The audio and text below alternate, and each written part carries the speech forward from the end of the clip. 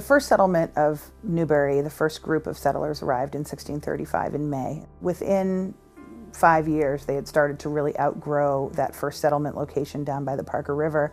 They moved the heart of the town and the meeting house closer to what is now Newburyport, to what is now the border between Newbury and Newburyport. But they were still running out of room. There was a real crush of settlers in those first years, and land was really the currency. Everybody was looking for land, trying to establish their families, and also trying to get as much land under private ownership as possible because it protected it from other communities encroaching on the grant. So by the 1640s, within the first decade of settlement, land was being granted, particularly on around the Artichoke, to some of Newbury's first settler families, the Emerys, the Rawson family, some names that we still really know and identify with West Newbury and that area. And actually, as early as 1660, a very large piece of land on the Groveland, what's now the Groveland line, was granted. Now, you couldn't possibly be further away from the meeting house than that. You're all the way down by Crane Neck Street, and that was granted to Captain Garish. And then all the land between Garish and, sort of the Emery lot, which is more or less, where the All Saints Church is now, was actually divided up in 1686. So it didn't even take 50 years for this idea that everyone's going to have this community clustered around the meeting house. It didn't take very long to turn it into a very large, spread out area with people living all the way to what is now the Groveland line. The lots were divided up on what is the Merrimack River side of Main Street now in West Newbury first. But again, people just kept having kids and spreading out and establishing homesteads. My family, the poor family, started out in Newbury, made its way over to sort of Byfield, Indian Hill area, and by the time this house was built in 1800, had moved down Garden Street and up the hill. So this was a part of West Newbury that was populated really by the 1740s, only a generation or two from a time when you weren't even really supposed to be settling in West Newbury at all. So people that lived in West Newbury also have had a little bit of an extra independent streak. So the first landing was off of the Parker River. So what we know is that the first group sort of, came up from Ipswich, got off their boat, and their first priority was to reinforce their bonds as a congregation. They all gathered together under a big oak tree. This is under a spreading tree. This is sort of story that's been passed down. And they all made their pledges to each other of how they would be as a community, as a religious community. And one of the problems with saying your bit under a big oak tree is that nobody wrote it down.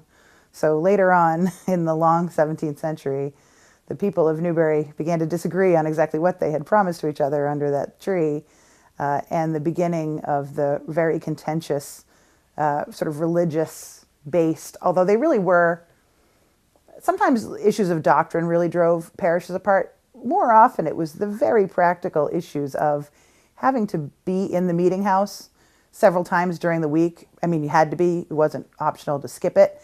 And if you were settled in what is now West Newbury, hoofing it to the first parish meeting house really was it was a half a day's walk if you were going there with your family. And you might have to go there 2 or 3 times a week for town business. So the establishment of various parishes and churches really was more about practical matters than religious ones, although certainly religious conflicts were rampant. So when Newbury people who had settled around what they called the Plains, which is approximately where the Port Plaza and Belleville Cemetery is now, down to Maudsley Estate, they petitioned for to become a second parish, beginning in 1689. And the town said no repeatedly. These people, the second parish folks, petitioned again, and finally, after a lot of very contentious back and forth, the second parish was granted in 1695. So you would think that would be the end of the story. Here's second parish established near where the Sawyer Hill burying ground is now. But that was not to be the case. As a compromise location, Sawyer Hill had been determined to serve its population well, but it did not adequately serve the population that was living in what is now West Newbury. So when the second parish was established, it was agreed on that the meeting house would be moved to Pipestave Hill after the Sawyer Hill meeting house was no longer usable for its congregation for a variety of reasons. So by 1709, the parish had determined that the Sawyer Hill meeting house was no longer suitable for their purposes, and they had decided to move the parish center to Pipestave Hill in West Newbury, as agreed on by the parish when it had been established. And unfortunately, the Sawyer Hill congregation said, no, we're going to repair the meeting house and stay where we are. The process was so incredibly contentious that by 1711, a group, the majority of the parishioners wanted the move to Pipestave Hill, and a group of these parishioners voted and then agreed to tear down the Sawyer Hill meeting house. The Sawyer Hill people said they would guard it with their very lives. The Pipestave Hill people came down during the night and tore down the Sawyer Hill meeting house. It was a terrible blow to the Sawyer Hill congregation.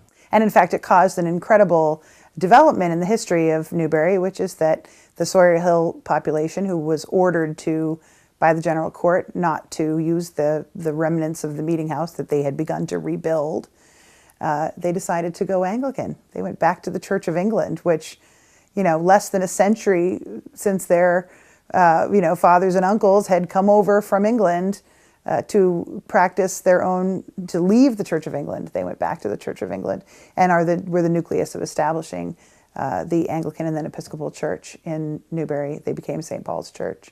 And of course, there's now an Episcopal Church in West Newbury as well, All Saints Episcopal Church, which was formed much later, but from that same core body of people who rejected the decision about Sawyer Hill. It really was a practical decision that turned into a monumentous religious one and had its own consequences for that congregation.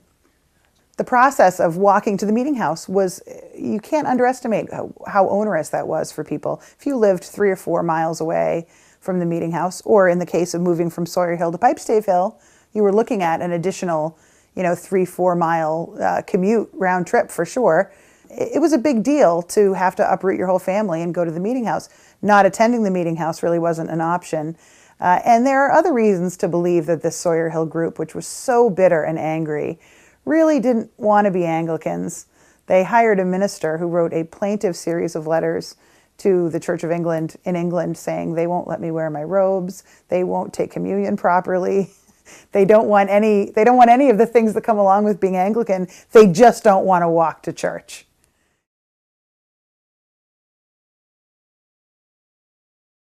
The Puritan system was the system that was established. We think about it now as congregationalism. The idea that all full members of the church, which of course were men, landowning, freeholding men, but they all had an equal voice. And this is an incredible, radical concept. They have an equal voice in church, and of course the meeting house was also the secular authority.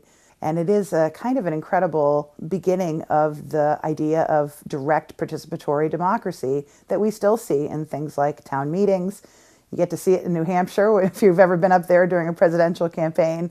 The idea that every person has a right and a responsibility to an equal voice in the governing of in this case, their town. Puritanism was dedicated to the idea that it was not necessary to have a strict authority structure. And it's funny because we think of Puritans as very authoritarian, and they were in their way, but also it's not to be confused with the idea of personal independence. If anything, the Puritan ideal was that the community of believers was of the utmost importance. The individual was less important, although the individual's relationship with God and with the Bible could be unmediated by a priest. So people learned to read, they learned to write, including women. The Puritan ideal was that, again, this is a city on the hill, this is a godly city where people in the community are going to live together according to pure Christian principles. I have a particular love for West Newbury because I think it, in many ways, is closer in terms of population and generally, in people's relationships to each other as these early communities. It's hard to imagine Newbury, early Newbury, because it's so large and incorporates such a large area, as being really a small town that probably behaved more like West Newbury does today. You know, with people participating directly in town meetings and taking a real stake in their community. It's a wonderful thing to see that still happening. As exhausting and contentious as it can be, it's wonderful that that survives. And it is a direct legacy of the early settlers of Newbury.